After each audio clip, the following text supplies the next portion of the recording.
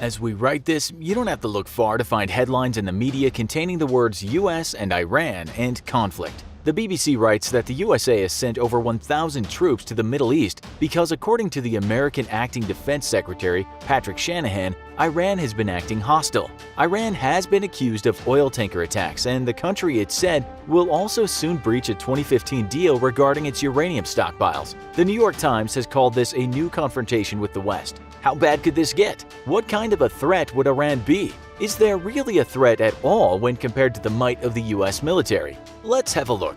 If you watched many of our other military comparison shows, then you're likely already an expert when it comes to the arsenal of the US military. You'll know that the US spends more on defense than any other country by a long, long way. Sources differ, and it's hard to get the exact spending down to the last dollar, but in 2018 it's reported that the USA's defense budget was somewhere between $587 billion and $597 billion. But if you go to the actual US Department of Defense website, one of the first things you'll read is that President Trump plans to pump an extra $160 billion into defense. The prediction from the DoD, right from the horse's mouth, is that by the end of 2019, defense spending will have reached $686 billion. Where does all this cash go? Well, the DoD website just breaks it down into simply various departments: the Army, Navy, Air Force, Marine Corps, Coast Guard, and Joint Chiefs. If you're wondering what the Joint Chiefs are, well, they kind of run the show. Part of their mission statement reads, "The future operating environment will place new demands on leaders at all levels. Our leaders must have the training, education, and experience to meet those demands." It's not all about spending money on killer toys, of course, because you have a lot of paychecks at the end of the week. The US military has 2,083,100 personnel. 1,281,900 work as active personnel, and 801,200 reservists. On top of that, you have all kinds of special units and specialists to pay. It's not free when the US, say, wants to buy artificial intelligence technology to scan faces, go through hours of drone videos, etc. Research and development, according to the US military, eats up a great deal of money. Thankfully, someone else has broken down the budget for us, and it goes like this. A little over $205 billion goes to the Navy, and the Air Force will basically get the same at $204.8 billion. $191.4 billion will go to the Army, and $116.6 billion will go to projects spread across the DoD. $104.3 billion will go to research, development, test, and evaluation. $143.1 billion will go to buying new things, such as expensive aircraft and ships. $155.8 billion will actually go to the actual men and women of the military through the paycheck budget. $22.5 billion will go to building houses for personnel and other military construction projects. $292.7 billion, the biggest part of the budget, is for maintaining the military. If you add all this up, though, it comes to more than the actual budget. That's because some of the spending overlaps, such as research, purchases, or wages, that might need to be accounted for as part of the individual forces' budgets. If you look at what the military has been buying or trying to buy, you'll see that the F-35 Joint Strike Fighters are a big item on the shopping list. These things also get sold, of course, but as we write this, Japan, according to some reports, is no longer looking at buying many more of them because it has created its own aircraft that it sees as superior. Nonetheless, if you follow military news, you'll know that these things are still selling like hotcakes. The US currently has around 200, plans to build a staggering 1,763 more. As we've said before, the US no doubt has the most powerful air force in the world, and we just cannot list everything that's in its arsenal of flying machines. But some of the most powerful beasts include the fleets of F-22 Raptors, F-15E Strike Eagles, F/A-18EF Super Hornets, and F-16 Fighting Falcons. Some of the newer machines are 15 KC-46 tanker strategic military transport aircrafts and also the B-21 stealth bomber. So, can Iran afford to spend billions and billions of dollars on just one plane alone? Well, the answer is a resounding no, and in fact, recent news reports tell us that the country has slashed defense spending to the equivalent of $43 billion.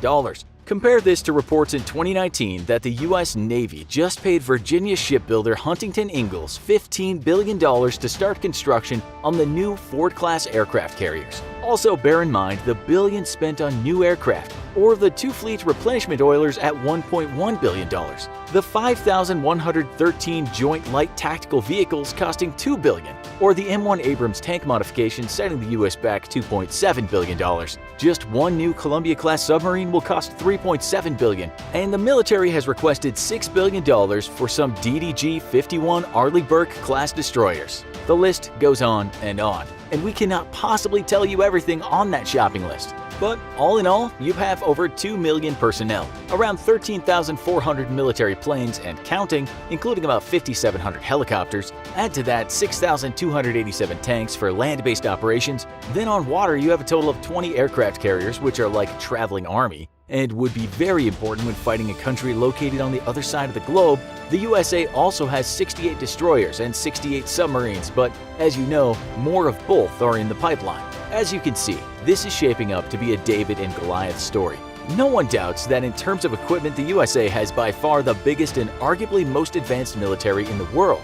We say arguably because countries such as China, Japan, the UK, India, France, Russia also have some very capable military toys. Iran, though, well, you won't find the country on the top 10 lists when it comes to military might, and some writers have described Iran's equipment as being Cold War-era machines. In total, Iran has 523,000 active military personnel, but also around 350,000 reservists. They own 509 military aircraft, which sounds fairly impressive, but let's see what kind of planes these are. For starters, they have 54 American-made McDonnell Douglas F-4 Phantom IIs. Some of these are pretty old, but we're told many have been upgraded. Joining the list are also some other capable multi-role aircraft, such as 23 French-made Dassault Mirage F-1s. As for ground attack, Iran has about 50 Russian-made planes and the Sukhoi Su range, the Su-22, Su-24, and 25. Iran is also in the process of building a fifth-generation stealth fighter aircraft called the IAIO Kaher 313. Although some experts have cast doubts as to how viable this aircraft will be. This is not a weak air force by any means, but much of that strength comes from purchased American military hardware. That said, much of this fleet is aging and in need of an upgrade, whereas the American military has never stopped upgrading their equipment, whether they need it or not, as any American taxpayer can tell you. As for tanks, Iran has 1,634 of them, but we might ask just how advanced these tanks are. Well, again, the country owns quite a few older models bought from the USA, Russia, and has also some homemade tanks. But in 2018, Iran's Deputy Defense Minister Reza announced that the country was in the process of building another 700 to 800 new tanks. The country also has 2,345 armored fighting vehicles. But compare that to the 39,223 armored fighting vehicles in the USA, which for the most part are much more modern. But where Iran is really weak is in the water, as it doesn't have a single aircraft carrier to speak of. Remember, the US has 20. The country has no destroyers either, but does have a 34-strong submarine fleet and 6 frigates. While Iran really is an underdog to the US military, that doesn't mean it isn't a strong military. Ranking militaries is difficult and shouldn't be taken as an exact science. Iran has had to be a strong military presence before, and it has a large, well-trained military because of its location in a volatile region. Reporting has stated that they have a ground force that includes over 1,600 tanks, 725 reconnaissance and infantry fighting vehicles, 640 armored personnel carriers, 2,322 towed and self-propelled howitzers, and 1,476 multiple rocket launchers. Yes, the numbers can change, since we guess the press doesn't have a regular tank counter working all over the world, but we're guessing these numbers are pretty close to reality. Much like their air fleet though, much of this equipment is somewhat outdated and likely needing of either upgrading or a full replacement. Now, we already know that the USA has some of the most advanced special forces units in the world, and also is not bad at collecting intelligence through the CIA, NIS, and both of their cutting-edge computer technologies. But the Iranian forces have also a special branch that is said to be very highly trained and is an entity to be feared, the Quds Force, a special ops unit within Iran's Revolutionary Guards. They number around 15 to 30,000 very skilled agents and work in what you might call unconventional warfare. Iran also has the advantage in the event of an invasion of being a geographically difficult country to assault via land. It's a large country and the major cities are mostly located in areas that would be difficult for land forces to quickly reach. And now we come back to the start. What about these new fears of nuclear conflict? The New York Times writes this: Iran is still well more than a year away from being able to build a weapon, perhaps much longer. But the experts in the article also said it would take much longer to produce what the Times called a deliverable weapon. It's highly unlikely Iran is thinking about attacking the USA. And many European countries have blamed the US for putting Iran in a difficult position thanks to harsh sanctions. We won't get into the politics, but suffice to say, confrontation of military powers with nuclear weapons is not something anyone wants. As Newsweek points out, while the US military is by far superior in every way, an invasion would be a long, drawn-out affair. They wrote, "If decades of difficult conflicts worldwide have taught the American military anything, it's that a mighty armory goes only so far." Let's hope for some diplomacy that works for both nations and the threat of a conflict behind us. What do you think about all this? Many things might have happened by the time this episode is released, but just in terms of how an invasion would work out, what do you think? Tell us in the comments. Also, be sure to check out our other video, The United States versus the World. Who would win? Thanks for watching, and as always, don't forget to like, share, and subscribe. See you next time.